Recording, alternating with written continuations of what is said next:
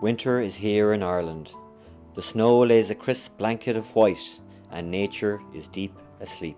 Water freezes, people are scarce to be seen, and the air brings a lovely freshness to the environment.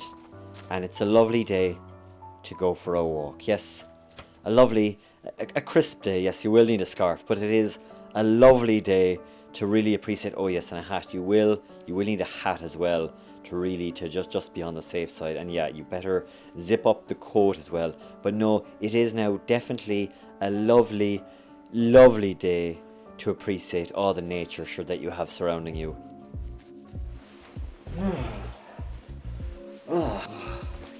Too cold. Much too cold. Yes, that was actually a very silly idea. Let's not do that again. Instead, let's stay indoors and let me tell you about this animated series I made. So grab a coffee, and if you haven't already, don't forget to like and subscribe. So Poxy Bleedin Shop is an animated web series I created between 2018 and 2021. I have touched on this a little in my last video, and if you haven't seen it, click here. But I thought it might be actually fun just to make a full video on it and just dive into the making of it, what I used to make it, and how I feel about it now, looking back on it almost like 5 years later. So I'm a 90s kid, and like anyone who grew up in the 90s knows, we were lucky enough to grow up with some of the best Saturday morning animation, like seriously ever. Shout out to some of my favorites like Gargoyles, Earthworm Jim, James Bond Jr.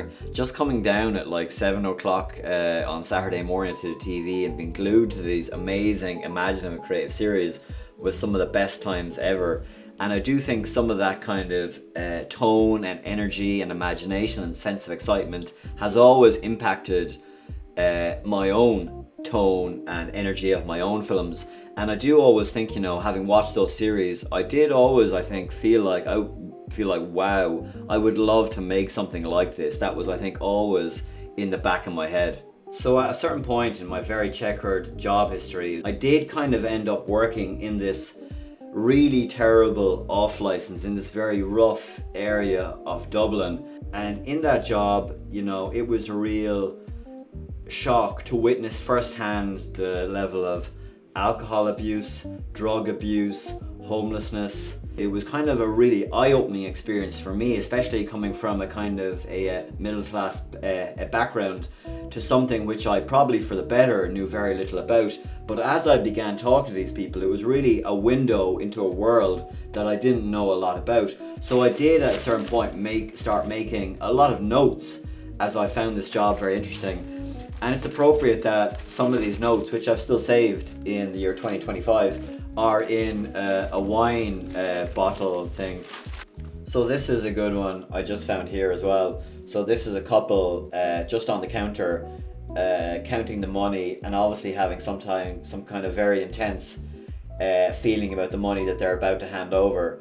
So I like this. I'm not the world's best artist at all, but I did felt my kind of raw and crude style kind of matched, at least for me, the material as well. So I wrote down a lot of these notes and I just saved them, and I didn't really know what I was doing with them, but I knew this was too good not to use, and I thought maybe I can put them in a script somewhere down the line and use them for something. So finally, when I did burn out of living in Dublin, I just couldn't afford to live there, and I had decided to go and do this Masters in Animation in Cardiff.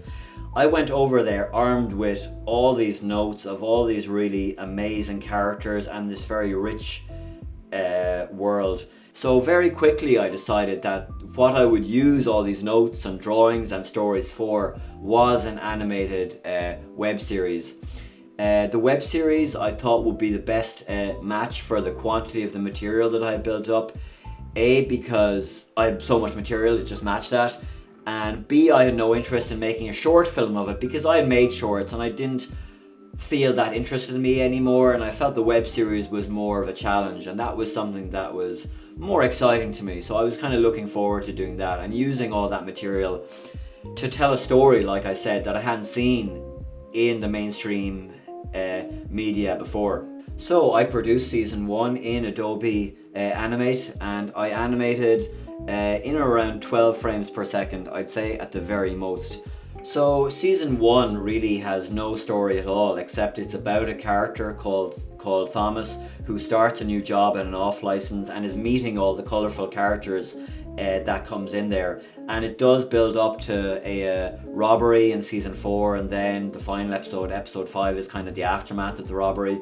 So there's no emphasis on story per se.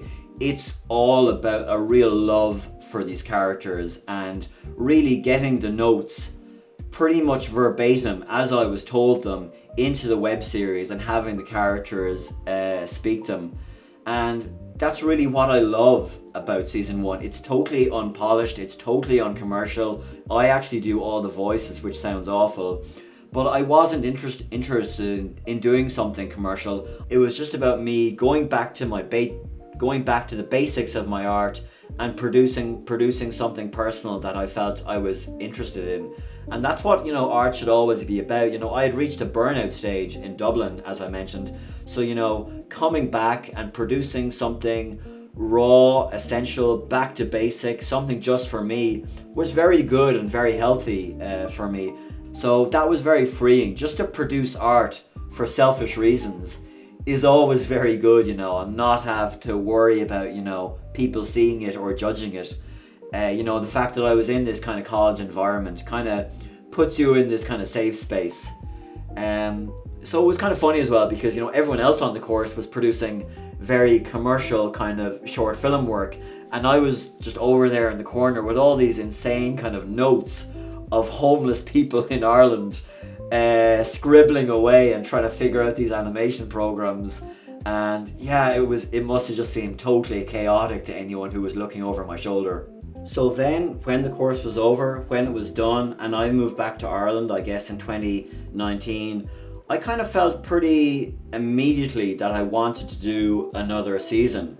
One reason was that I wanted a job in animation, and I felt season 1 no longer reflected my ability in animation. And even towards the end of producing that season, I was making the animation look more amateurish to match the earlier work I had done.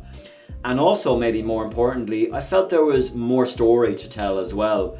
Homelessness had become a much bigger issue in the 2 or 3 years since I had been producing the series. We were just about to hit 10,000 homeless in 2020, and so I very much wanted to incorporate that more into the series and try and make that more of a storyline and flesh out the characters a little bit more as well. So I began animating then season 2 in late 2019, and it was a real struggle. Instead of being in the nice, safe, comfortable space of a college campus, I was now trying to animate in libraries, in a box room I was staying in, or Starbucks, and that was just so super far from ideal. And I remember thinking like, wow, I'm not going to get this done this way. This is impossible. But then, of course, March 2020 happened and everything changed.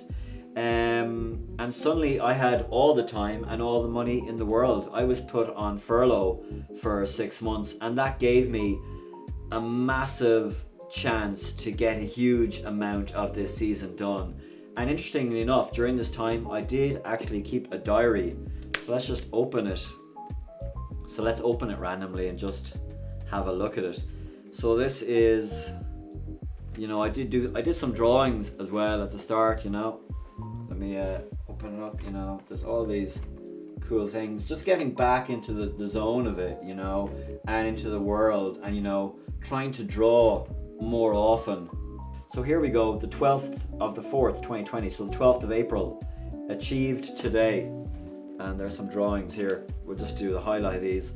The first one is created close-ups of Brian and Thomas for Shop season 2, corrected some of the discoloration on the banana and adjusted cocaine on him to make it more clear, re-recorded upstairs office audio and added Tom's surprised eyes and another 2 frames in that shot.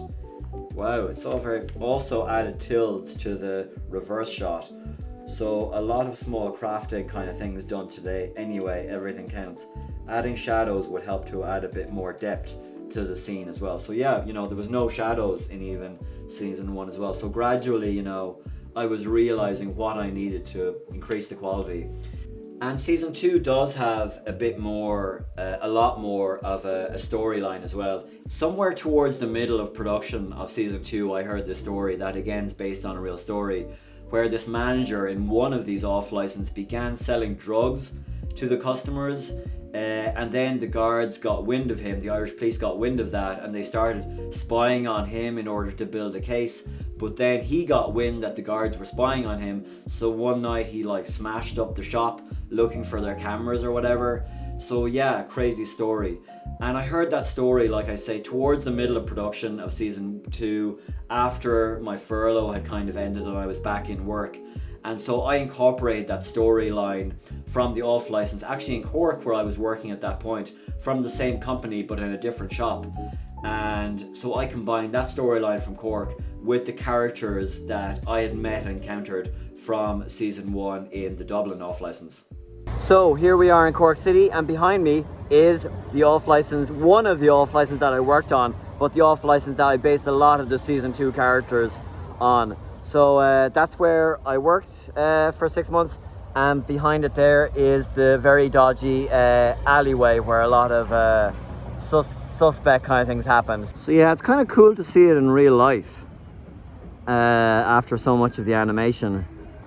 And just like in the animation, the off license, the alleyway is set right beside the off license right there. So it's just here and then right here. So they're right beside each other, just like in the animation. Such a terrible job working here. It's just really a low point in my life, but I'm glad I made something cool out of it. But it's kind of dodgy walking down the alleyway even now. Bad vibes. So yeah, overall I'm really proud and glad that I produced this series. I think it was a really nice combination of sincerity and humor, and it gave me a chance to say something relevant about things going on in Ireland and how we tend to stigmatize people with abuse issues.